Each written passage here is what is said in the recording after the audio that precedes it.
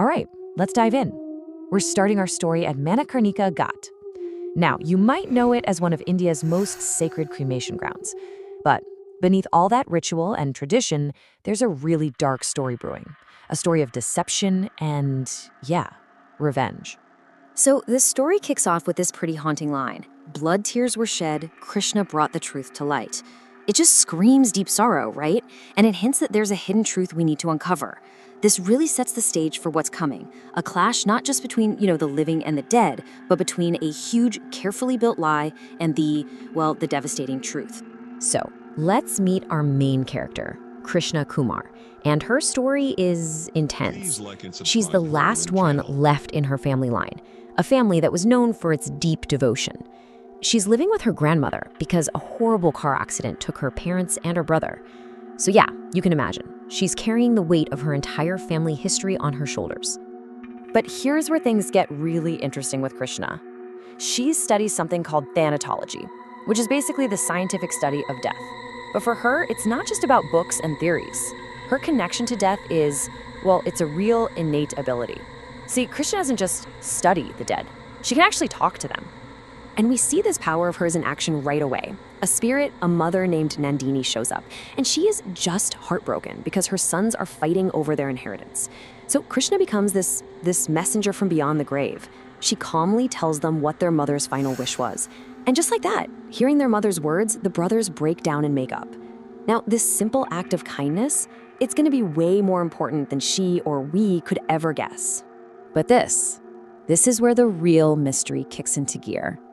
Krishna starts having this absolutely terrifying nightmare, and it keeps coming back. It's so vivid and unsettling. It just feels like more than a dream. It feels like a warning. In this dream, she's confronted by a faceless man in a blood-soaked shirt, and he says these words right to her. Now, no one will be saved. Chilling, right? This isn't just some random nightmare. It's a threat, and it's the start of a real-world horror. And pretty soon, that line between dream and reality just dissolves. The terror from her nightmares starts to bleed into the real world, showing up right there at the ghat where everyone can see it. The threat isn't just in her head anymore. And things escalate fast. First, a group of women start screaming because they see this terrifying shadow moving in the river. Then, Krishna herself spots the exact same beaded necklace from her dream just floating there on the water. And the final, undeniable sign, a stream of actual blood bubbles up from the depths of the river. Okay, something is seriously wrong here. So, totally freaked out, Krishna runs to her grandmother, who finally just breaks down, and she drops this absolute bombshell, putting all the blame for this terrifying curse on one person, Krishna's own father, Balwant. And just like that, the story flips. Suddenly, Krishna's father is the villain. Her grandmother tells her he was a good man, but he made one single fatal mistake, a sin that got his family killed and is now about to destroy the entire village. So here's the story she's told. Her father, Balwant, took money to do a love spell for some guy named Mulchand, but the spell didn't work. Mulchand came back, absolutely furious, and in the middle of this big public argument, Balwant's followers got involved and beat Mulchand to death. His spirit, now called Nakkata, came back for revenge and caused that car crash that killed Krishna's family. But then the grandmother adds this one last, terrifying detail. Nakkata's spirit specifically goes after unmarried girls. And the upcoming Gangar Puja, a huge festival, is when he's planning to make his move. So now, Krishna is convinced that her own father is the reason all this horror is about to be unleashed. But Krishna, she's not the type to just accept a story, even from her grandmother. She refuses to let her village fall apart. So she decides she's going to confront this spirit herself. She heads to the temple, not looking for a fight, but looking for the truth. And what do you know? The spirit shows up. Nakkata appears right in front of her, his face all disfigured, and he tells her the exact same story. He's yelling, "Your father lied to me! He deceived me!" He paints this picture of himself as the poor victim who was wronged. Nakkata finishes his whole sob story, probably expecting her to be terrified. But instead, Krishna just looks him dead in the eye and says one single word that changes everything: lies. And in that one moment, you can just feel the whole narrative shatter. Because here's what really happened. Molchan wasn't in love with some woman named Arti. He was a predator, going after a 16-year-old girl.